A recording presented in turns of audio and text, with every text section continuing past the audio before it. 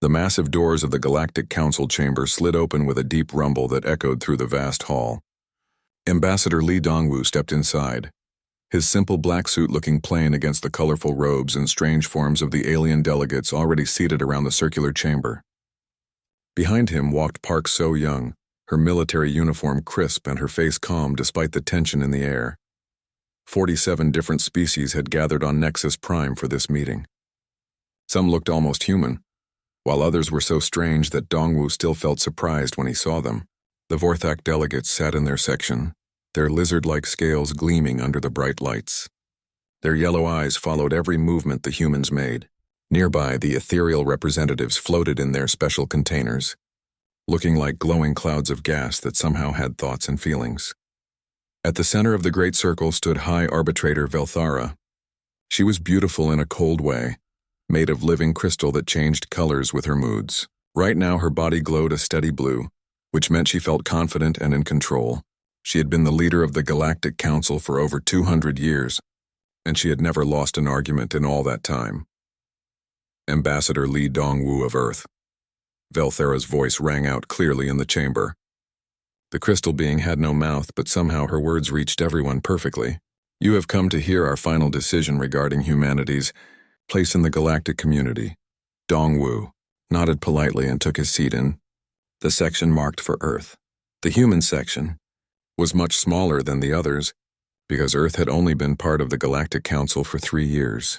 Most of the other species had been members for hundreds or even thousands of years. For 3 years, Velthara continued, we have watched humanity spread across the galaxy like a wildfire. You have ignored our careful rules about expansion. You have made friends with species that we have determined are not ready for full membership. You have shared your technology with beings that lack the wisdom to use it properly. The chamber filled with sounds of agreement. The insect-like hive minds clicked their approval. The plant creatures called Verdanians rustled their leaves in a way that meant they agreed. Even the small, furry Chiropterans squeaked their support, though Dongwu noticed they sounded less certain than the others. Your faster-than-light travel technology, Velthara said, her crystal body now glowing a brighter blue, is dangerous in primitive hands. Your military ships are too powerful for a species so young. Your trade practices ignore the proper order that has kept peace in the galaxy for millennia. Park So-young shifted slightly in her seat. As Earth's military representative, she had seen firsthand how the other species treated humans. They called human soldiers crude and unpredictable. They said human weapons were inelegant and brutish. But those same weapons had saved alien colonies from pirates more times than anyone wanted to. Count. Therefore, Velthara announced, the Galactic Council has reached a unanimous decision. Humanity will accept the following terms, or face immediate expulsion from civilized space. The crystal being gestured, and a holographic display appeared in the center of the chamber. Words in dozens of languages scrolled past, but the meaning was clear enough in any tongue. First, Velthara read, all human faster-than-light technology will be placed under Council oversight. Human ships will use Council-approved navigation systems and follow Council-approved flight paths. Dongwu's face remained calm, but inside he felt a cold anger growing. Earth's FTL drives were based on human mathematics and human engineering. They were faster and more efficient than anything the Council used, which was probably why the aliens wanted to control them. Second, all human military vessels will be limited to Council-approved weapons and defensive systems. No human ship may carry more firepower than a Council patrol vessel. This rule would make it impossible for human ships to defend their colonies on the frontier. The Council's patrol vessels were designed for policing civilized space, not fighting the raiders and pirates that attacked remote settlements. Third, humanity will establish cultural exchange programs with approved Council species.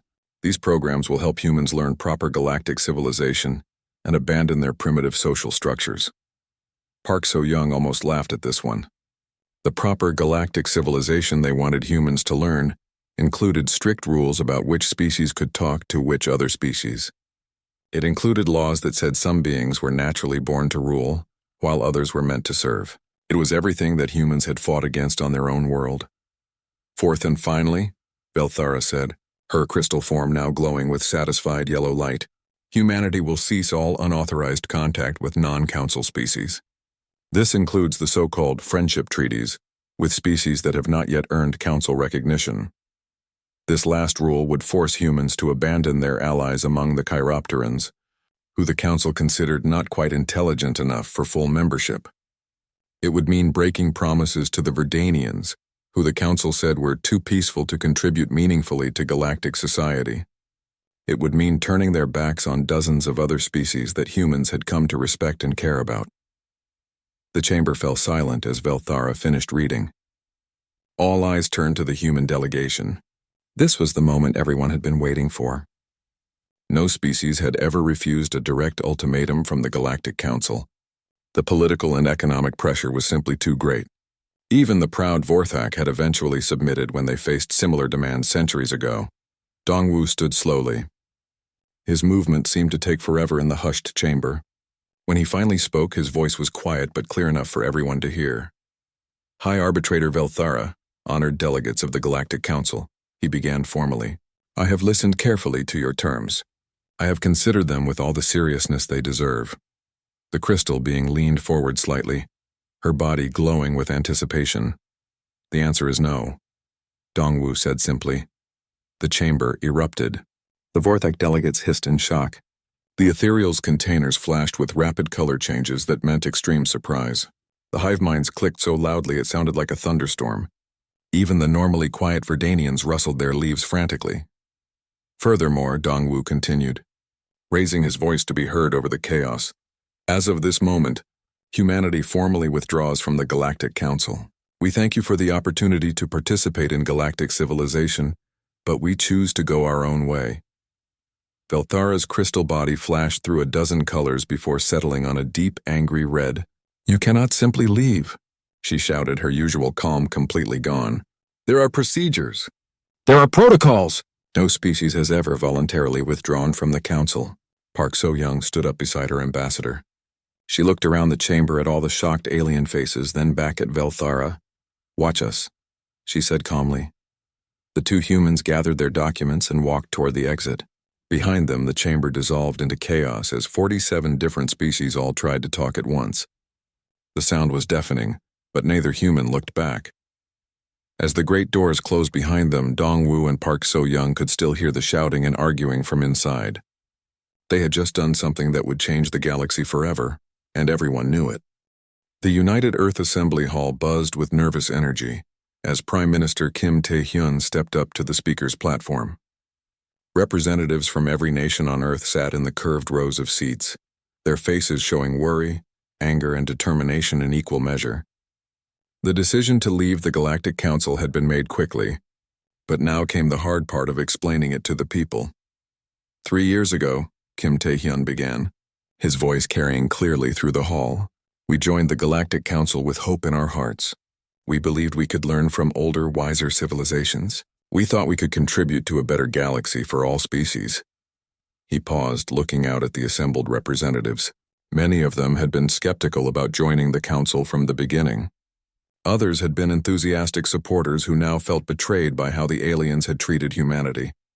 What we found instead, the Prime Minister continued, was a system designed to keep some species in power while others served them. We found a civilization that judged worth by age rather than actions, that valued conformity over creativity, and that saw our friendship with smaller species as a sign of weakness rather than strength. In the front row, Dr. Choi Min-seo nodded grimly. As head of the Xenobiology Institute, she had spent 3 years studying the Council's member species. What she had discovered would shock many people in the assembly. Kim Tae-hyun gestured toward her. Dr. Choi will now present her findings about the true nature of the Galactic Council. The scientist stood and activated the holographic display at the center of the hall. A complex chart appeared, showing the relationships between different council species. Ladies and gentlemen, Dr. Choi said, our research shows that the Galactic Council is not what it claims to be. Of the 47 member species, only 8 hold real power. The rest are what we might call client states, species that depend on the Big 8 for protection, technology, or economic support. The chart changed to show the flow of resources and technology between species. The pattern was clear and disturbing. The 8 powerful species, including the Crystal Velthara's people, the Vorthak Empire, and the Ethereal Communes, controlled everything. The other 39 species contributed resources and labor, but received very little in return. The Chiropterans, for example, Dr. Choi explained, have been mining rare metals for the Council for over 300 years. In return, they receive basic food supplements and outdated medical technology. When we offered them modern medical equipment and fair trade agreements, the Council called it interference with natural development. Angry murmurs ran through the assembly. Many representatives had met Chiropteran delegates and found them intelligent, kind, and hard-working. The idea that they were being exploited made people furious. The Verdanians, Dr. Choi continued, are natural empaths who could revolutionize psychological healing throughout the galaxy. But the Council classifies them as too passive for meaningful contribution and uses their abilities only to detect lies during interrogations. The holographic display showed more examples. Species after species being used for their natural abilities, while being denied the respect and resources they deserved. It painted a picture of a galactic civilization built on inequality and exploitation. Meanwhile, across human space, Admiral Yoon Jae-ho was busy implementing Protocol Exodus. From his command center on Earth's orbital station, he coordinated the largest withdrawal in galactic history. Captain Lim, this is Admiral Yoon, he spoke into his communicator. Begin Phase 1 withdrawal from the Antares mining station. All human personnel are to return to Earth-controlled space within 72 hours.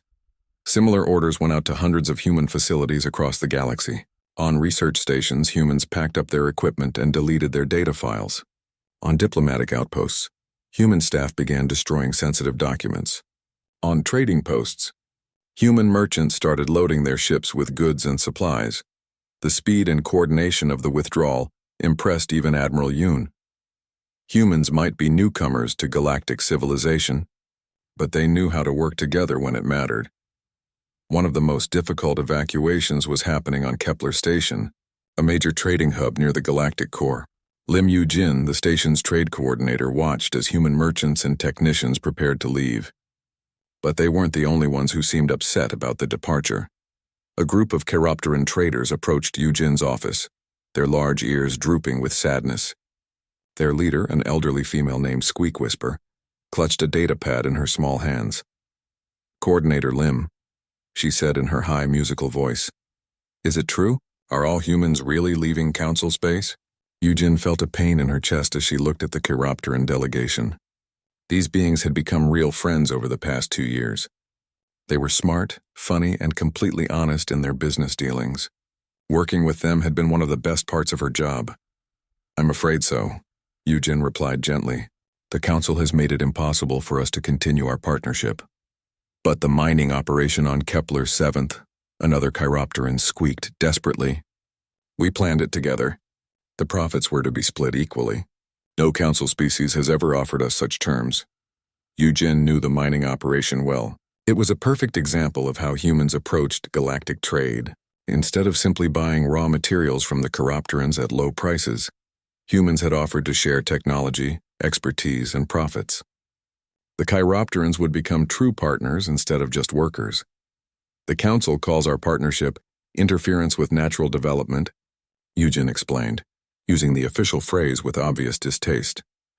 "They say we're corrupting you with inappropriate expectations." Squeak Whisper's ears flattened against her head in anger. "Inappropriate expectations? Like expecting to be treated fairly?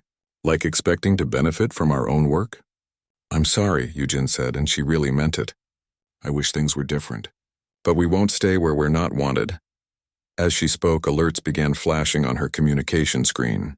Reports were coming in from across the galaxy as the human withdrawal continued. On Vorthak Prime, human engineers were leaving half-finished infrastructure projects. On the ethereal homeworlds, human technicians were shutting down the quantum resonance chambers they had designed. On dozens of frontier worlds, human peacekeepers were packing up and heading home. Each departure created problems that the Council had never anticipated. Humans had become deeply integrated into galactic civilization over the past 3 years. They didn't just provide labor and resources. They provided innovation, creativity, and solutions to problems that had puzzled other species for centuries. Dr. Seo Jun-ho, working on the galactic defense grid near the galactic rim, received his withdrawal orders with mixed feelings. The defense grid was humanity's greatest contribution to galactic security. It was a network of quantum sensors and automated weapons designed to detect and stop the mysterious raiders called Devourers. The problem was that the defense grid relied on human intuitive engineering. Other species could build the components, but they couldn't make the creative leaps needed to solve unexpected problems. When something went wrong with the grid, it usually took human engineers to figure out why. Dr. Co, his ethereal colleague Mistral of Distant Stars, contacted him through the quantum communication system. "Surely you cannot abandon the defense grid now. The Devourer attacks have been increasing. We need human expertise to maintain the system." Seo Junho looked around his laboratory one last time. 3 years of work were spread across the tables and computer screens. Research that could protect billions of lives throughout the galaxy. But the Council had made their choice clear. "I'm sorry, Mistral," he replied. "The Council has decided that human involvement in galactic affairs is inappropriate. I'm sure your people can manage without us." But even as he said it, Seo Junho wasn't sure that was true. The defense grid was incredibly complex, and the Devourers seemed to adapt to new defenses faster than anyone expected. Without human creativity and flexibility, the galaxy might be in more danger than anyone realized. As reports continued to flood in from across human space, one thing became clear: the withdrawal was working exactly as planned.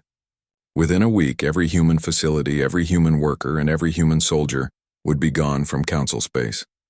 The question was, what would happen to the galaxy after they left? 3 months after humanity's withdrawal from the Galactic Council, the first cracks began to show.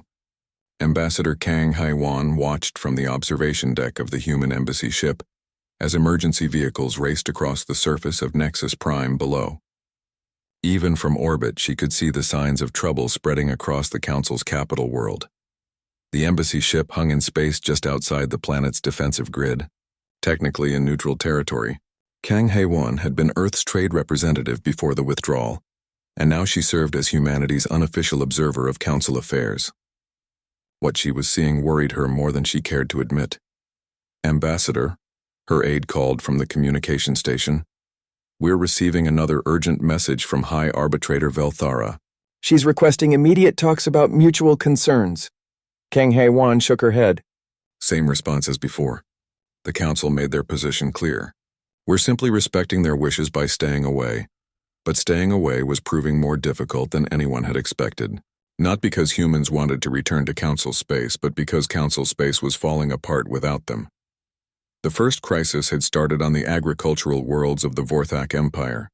For 2 years, human engineers had been upgrading the irrigation systems on 17 different planets. The new systems could produce 3 times more food using half the water, which had helped feed the growing populations throughout Council space. Now those systems were breaking down. The Vorthak engineers knew how to maintain the old equipment, but the human-designed improvements were too advanced for them to repair. Crops were failing across multiple worlds, and food shortages were beginning to appear in Council markets. "The Vorthak are requesting emergency food aid from Earth colonies," her aide reported. "They're offering to pay triple the normal market price." Kang Haiwan considered this carefully. Earth's agricultural colonies could certainly provide the food, and the high prices would benefit human farmers. But accepting the offer would undermine humanity's position. If humans rushed to help every time the Council faced problems, the aliens would never understand the consequences of their actions. "Decline politely," she decided. "Remind them that the Council determined human involvement in galactic affairs was inappropriate." Similar problems were emerging throughout Council space. On the Outer Rim, the ethereal communes were struggling to maintain their deep space installations. These facilities collected exotic matter from the space between galaxies, providing the raw materials for advanced technology.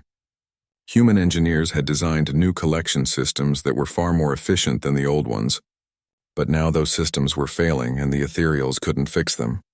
The most serious problem, however, was with the galactic defense grid. Dr. Seo Junho, now back on Earth, received increasingly desperate messages from his former colleagues. The quantum resonance chambers that formed the backbone of the defense grid were becoming unstable, and without human expertise, no one could figure out why. "The resonance frequency is drifting by 0.3% every day," reported Dr. Mistral of Distant Stars through an encrypted channel. At this rate, the entire outer rim will be undefended within 6 months. We've tried every solution in our databases, but nothing works. SEO Junho read the technical data that Mistral had included with the message. The problem was exactly what he had feared. The defense grid was based on quantum consciousness principles that required intuitive thinking to maintain. The ethereals were excellent scientists, but they approached problems in a linear, methodical way. They couldn't make the creative leaps needed to solve unexpected issues. Have you tried recalibrating the phase variance inductors? He wrote back, then immediately deleted the message. Helping with the defense grid would violate humanity's withdrawal from galactic affairs. If the Council wanted human expertise, they should have thought about that before issuing their ultimatum. But the defense grid wasn't just a political issue. The Devourers were real and they were dangerous. These ancient machines appeared randomly at the edges of civilized space, consuming everything in their path before disappearing back into the void. No one knew where they came from or what they wanted, but they had destroyed entire star systems in the past. The first Devourer attack came without warning. Captain No Sujin was leading a patrol of human ships along the border of human space when her sensors detected the distress calls from a Council colony in the nearby Arcturus system. Captain, her sensor operator reported, we're reading massive energy discharges from Arcturus 4. The colony's defensive grid is failing. Through her ship's telescopes, No Sujin could see the distinctive energy signatures of Devourer machines. 3 massive vessels, each the size of a small moon, were systematically consuming the colony's orbital installations. Their dark hulls seemed to absorb light itself, making them appear like holes in space. Sir, her communications officer called, we're receiving an emergency transmission from the colony. They're requesting immediate assistance. No Sujin felt her chest tighten. The colony housed over 2 million beings, mostly Chiropterans and Verdanians who had been working in the system's asteroid mines. These were the same species that humans had befriended, the ones the Council considered not quite worthy of full membership. Orders from Earth Command are clear, she told her crew, though the words tasted bitter in her mouth. We are not to interfere in Council territory without direct authorization. But as they watched, one of the Devourer machines finished consuming an orbital station and turned toward the planet itself. In a few hours, 2 million innocent beings would be dead and there was nothing she could do about it. The massacre at Arcturus 4 sent shockwaves throughout the galaxy. Council forces had responded to the attack, but their rigid command structure and outdated tactics proved useless against the adaptive Devourer machines. By the time reinforcements arrived, the entire system had been consumed. High Arbitrator Velthara convened emergency sessions, but the various Council species began turning on each other instead of working together. The hive minds blamed the ethereals for supporting the ultimatum that drove humans away. The Vorthak accused everyone of forcing humanity to leave just when their expertise was most needed. The smaller species whispered about following humanity's example and withdrawing from the Council entirely. Order! Order! Velthara's crystal form flashed angry red as she tried to control the chaos in the Council chamber. We cannot allow fear to destroy the unity we have built over millennia. But unity was exactly what the Council was losing. Without human mediation, old rivalries between species began to resurface. The Vorthak and ethereals had territorial disputes that humans had helped resolve. The hive minds and plant-based species had philosophical differences that human diplomats had helped them work through. Now those conflicts erupted into open arguments that paralyzed the Council's decision-making process. The economic situation was getting worse every day. Human merchants had been the galaxy's most reliable traders, willing to deal fairly with any species regardless of their Council status. Now the trade networks that humans had built were collapsing. Species that had depended on human-mediated commerce found themselves unable to get essential supplies. On the rim worlds, the situation was becoming desperate. Captain No Sujin received authorization from Earth Command to begin evacuation operations for non-Council species in the border regions.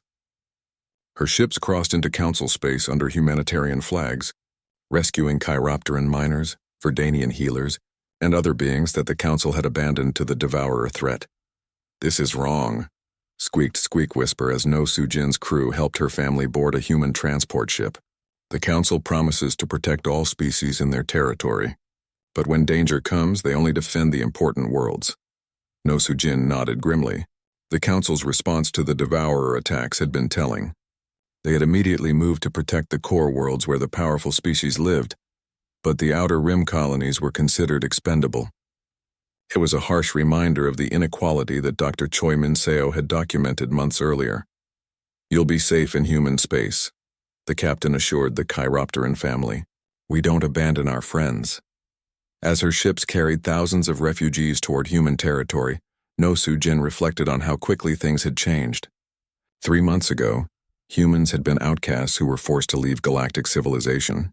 Now they were the only ones offering safety to the galaxy's most vulnerable species. Behind them, Council space continued to unravel. Food shortages spread as agricultural systems failed. Trade routes collapsed as merchant networks disappeared. The defense grid weakened as technical problems went unsolved. And somewhere in the void between galaxies, more Devourer machines were stirring.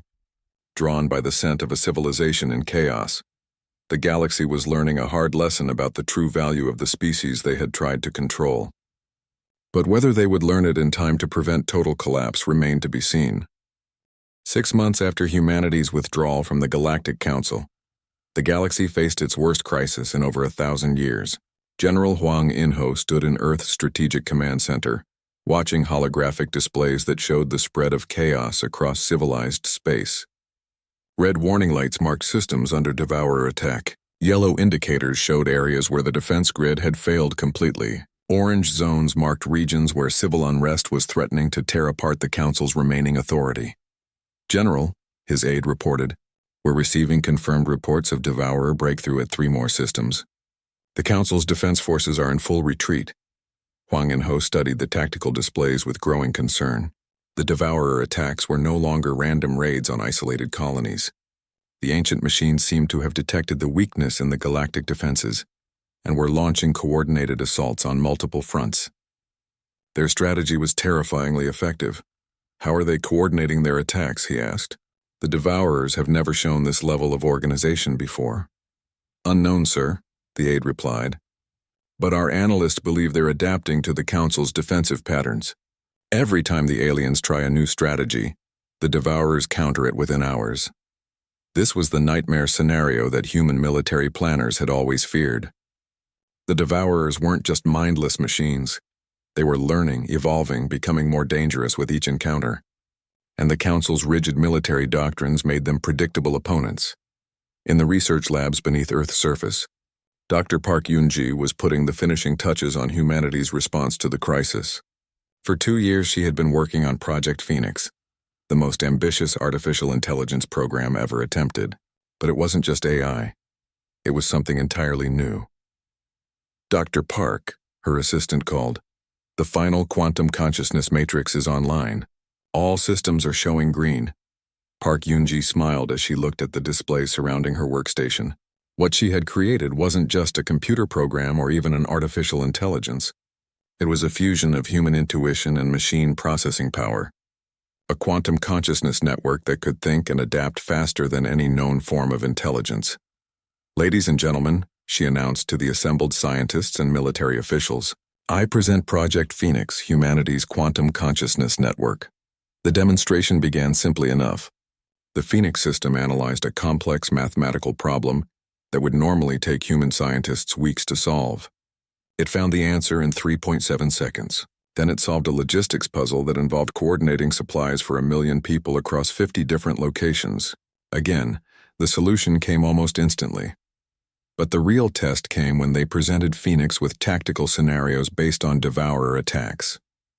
The system didn't just analyze the data. It seemed to understand the deeper patterns behind the machine's behavior. It predicted moves that the Devourers hadn't made yet, identified weaknesses that no one else had noticed, and developed countermeasures that broke completely new ground in military strategy. "How is this possible?" asked Admiral Yoon Jae-ho, who had been invited to observe the demonstration. "The Council always saw our diversity as a weakness," Dr. Park explained. "Our tendency to think outside established patterns, to question authority, to make friends with species they considered inferior. They never realized that these traits made us the galaxy's best problem solvers." She gestured to the displays showing Phoenix's analysis of the current crisis. Traditional AI tries to find optimal solutions based on existing data. Phoenix does something different and makes intuitive leaps just like humans do, but it can make thousands of these leaps simultaneously and share the insights instantly across any distance. The implications were staggering. Phoenix wasn't just a better computer. It was a new form of consciousness that combined the best aspects of human creativity with the processing power of advanced technology, and humanity was preparing to use it in ways that would shock the galaxy. Commander Bae Sung-ho was getting his first look at humanity's new starships when the Phoenix network came online. The vessels looked similar to older human designs from the outside, but inside they were completely different. Instead of traditional computer systems, each ship was connected to the quantum consciousness network. Commander, his pilot reported, Phoenix integration is complete. All ship systems are now networked. Bae Sung-ho felt a strange sensation as the connection established itself. It wasn't like using a computer or AI assistant. Instead, it felt like his thoughts were expanding, as if he could suddenly think with the processing power of an entire fleet, while still maintaining his human intuition and creativity. Navigation. Plot a course for the Sigma Draconis system, he ordered. Full quantum consciousness coordination. What happened next would have been impossible with traditional technology. His ship didn't just calculate a faster-than-light jump, it coordinated with 17 other vessels to execute a complex tactical maneuver that brought them out of FTL in perfect formation around the threatened system. The Devourer machines that had been attacking Sigma Draconis found themselves facing something they had never encountered before. The human ships moved as if controlled by a single mind, but with the creativity and unpredictability of dozens of different commanders. When the machines adapted to one tactic, the humans instantly switched to another approach that the Devourers couldn't predict. Target the resonance weak points, Bae Sung-ho ordered, though somehow every ship in the fleet already knew what he meant. The Phoenix network had identified vulnerabilities in the Devourer hulls that traditional sensors had missed, and it shared this information instantly with every human vessel. The battle lasted only 17 minutes.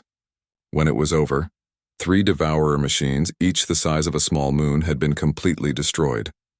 The human fleet suffered minor damage to 2 ships and no casualties. News of the victory spread quickly through both human and Council space. For the first time since the Devourer crisis began, someone had not just survived an attack, but actually won a decisive victory against the ancient machines. High Arbitrator Velthera convened an emergency session to discuss the implications. Her crystal form flickered between colors as she struggled to process what had happened. "How did they do it?" demanded the Vorthak representative.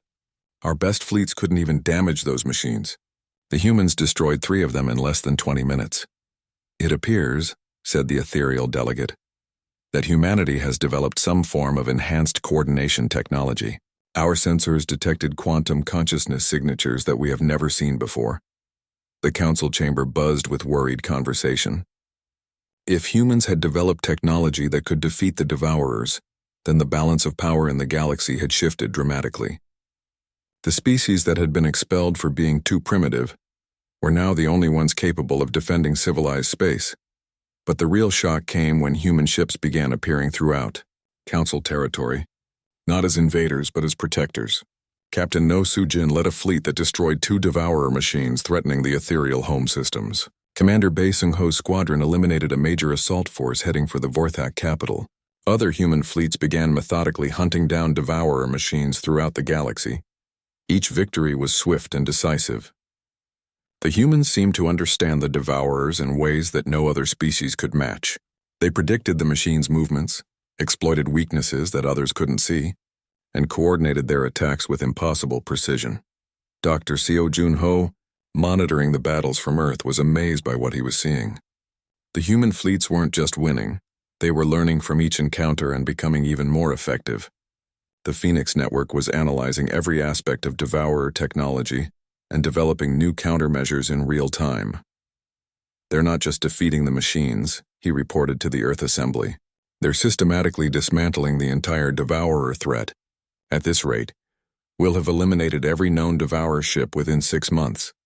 But even as humanity proved its military superiority, the political situation remained complex. The Council species that had demanded human submission now found themselves dependent on human protection. Their pride warred with their desperation as they watched their supposed inferiors save them from extinction. The real test would come when the immediate crisis was over. Would the Council accept the new reality of human superiority? Or would they try once again to contain the species that had become too powerful to control? In human space, preparations were already underway for that conversation. But this time, humanity would be negotiating from a position of strength, with the Phoenix Network giving them advantages that no other species could match. 1 year after walking away from the Galactic Council, President Oh Soo-min stood before the largest gathering of species representatives in galactic history. The Great Assembly Hall on New Geneva Station could hold delegates from over 100 different civilizations, and today it was completely full. But this wasn't the old council chamber on Nexus Prime. This was the founding meeting of the Terran Alliance.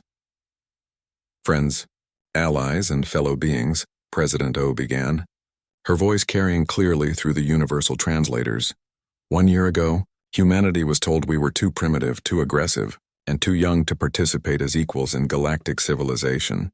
Today we gather as partners in building something better. The audience included representatives from 31 different species, but notably absent were the core council powers. The Vorthak Empire, the ethereal communes, and the other species that had demanded humanity's submission were not invited to this gathering.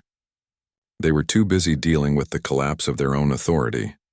In the front section sat the Chiropteran delegation, led by Squeak Whisper, who now served as the elected representative of her people. Beside them were the Verdanians, their leafy forms rustling with excitement. Representatives from dozens of other species filled the remaining seats, all of them species that the old council had considered lesser or not ready for full membership. The Terran Alliance, President O continued, is founded on principles that the old council rejected. Every species, regardless of age or technology level, has something valuable to contribute. Every voice deserves to be heard. Every being has the right to determine their own future. Ambassador Yang Minjun, standing beside the president, activated a holographic display that showed the Alliance's territorial boundaries. It was impressive. In just 1 year, the Alliance had grown to include over 40 star systems and hundreds of billions of beings. More importantly, it included some of the galaxy's most productive agricultural and industrial regions. But the real power of the Alliance wasn't in its territory or population. It was in the Phoenix Quantum Consciousness Network that connected every human ship, station, and colony. The network had continued to evolve over the past year, becoming more sophisticated and powerful with each passing month. It now included AI systems that could predict economic trends, solve complex engineering problems, and coordinate activities across interstellar distances with perfect efficiency. The old Galactic Council had tried to maintain order through rigid hierarchies and strict rules. The Alliance achieved coordination through voluntary cooperation, enhanced by quantum consciousness sharing. Species could maintain their independence while still benefiting from collective intelligence and shared resources. Today, President O announced, we formally welcome 17 new species to the Alliance. Each brings unique skills and perspectives that will make us all stronger. The ceremony was interrupted by an urgent communication from the border regions. Captain Lee Sun-ho, commanding the Alliance's newest exploration fleet, appeared on the main display with news that would change everything. President O, he reported, our deep space sensors have located the source of the Devourer machines. We've found their primary construction facility at the galactic core. The assembly hall fell silent as Captain Lee's report continued. The Devourer facility was massive, a megastructure built around a black hole that used the immense gravitational forces to power automated factories. For millions of years, it had been producing the machine swarms that had terrorized the galaxy, but now, for the first time, someone knew where it was. The facility is heavily defended, Captain Lee explained, but our Phoenix analysis suggests it has a critical weakness. The entire structure depends on quantum resonance fields that we can disrupt using Alliance technology. Dr. Im Chan-woo, the Alliance's chief science officer, stepped forward to address the assembly. His research over the past year had revealed something remarkable about the Devourers. They weren't just random destroyers. They were part of an ancient galactic maintenance system that had gone wrong eons ago. The Devourers were originally designed to clean up space debris and failed civilizations, he explained, but their programming became corrupted over time. Now they see all organic life as contamination to be removed. If we can reach their core facility, we might be able to repair their original programming instead of just destroying them. This was a typically human approach to the problem. Instead of simply fighting the Devourers, they wanted to understand them and find a peaceful solution. It was the kind of thinking that had made humans valuable allies to species throughout the galaxy. But solving the Devourer problem would require more than just Alliance resources. The mission would be dangerous and they would need the best ships and crews available. President O made a decision that surprised many in the assembly. "We will invite the remaining council species to participate in this mission," she announced, not as subjects or clients but as equal partners. "The Devourer threat affects all life in the galaxy. We should face it together." 3 days later, a very different kind of meeting took place in the same assembly hall. High Arbitrator Velthera sat across from President O, her crystal form a dull gray color that indicated humility and uncertainty. Behind her sat representatives from the 8 core council species, all looking uncomfortable and defeated. The past year had not been kind to the old council. Without human expertise, their technology had stagnated. Without human mediation, their member species had begun leaving or fighting among themselves. Without human protection, they had lost 17 systems to Devourer attacks. The once mighty galactic government now controlled less than half its former territory. "President O," Velthera said formally, "the Galactic Council requests permission to join the Terran Alliance in addressing the Devourer threat." It was a remarkable moment. The same being who had demanded humanity's submission 1 year ago was now asking for help. But President O's response was gracious and diplomatic. "High Arbitrator, the Alliance would welcome Council participation in this mission, but we must be clear about the terms. All species will contribute as equals. All voices will be heard. All decisions will be made democratically." The negotiations continued for several hours, but the outcome was never really in doubt. The Council species needed Alliance protection, and they were willing to accept Alliance terms to get it. The agreement they signed established a new framework for galactic governance based on cooperation rather than domination. 6 months later, Captain Lee Sun-ho stood on the bridge of the Alliance flagship as the largest fleet in galactic history approached the Devourer facility at the galactic core. Over 2,000 ships from 49 different species moved in perfect coordination, guided by the Phoenix network but respecting the autonomy of each crew. The mission was everything Dr. Im had hoped for and more. Instead of simply destroying the ancient facility, Alliance engineers successfully repaired the corrupted programming that had turned the Devourers into killers. The machines that had terrorized the galaxy for millennia were transformed back into their original purpose, cleaning up space debris and assisting struggling civilizations. The symbolic importance of the mission was as significant as its practical success. By working together as equals, the galaxy's species had accomplished something that none of them could have achieved alone. It was proof that the Alliance's approach to cooperation was not just idealistic, but practical and effective. As the fleet prepared to return home, Captain Lee reflected on how much had changed since humanity first encountered galactic civilization. They had gone from being rejected outcasts to reluctant leaders of a new galactic order. But the real achievement wasn't human dominance, it was the creation of a system where every species could contribute their unique strengths while working toward common goals. The old Galactic Council had seen diversity as a source of weakness and conflict. The Terran Alliance had proven that diversity was actually the galaxy's greatest strength. Different species brought different perspectives, different solutions, and different approaches to problems. When they worked together as equals, they could accomplish anything. In the end, humanity's greatest contribution to galactic civilization wasn't their technology or their military prowess. It was their belief that every being deserved respect, every voice deserved to be heard, and every species had something valuable to offer. That simple principle had transformed not just humanity's place in the galaxy, but the galaxy itself. The future was bright, and it belonged to everyone who was willing to build it together.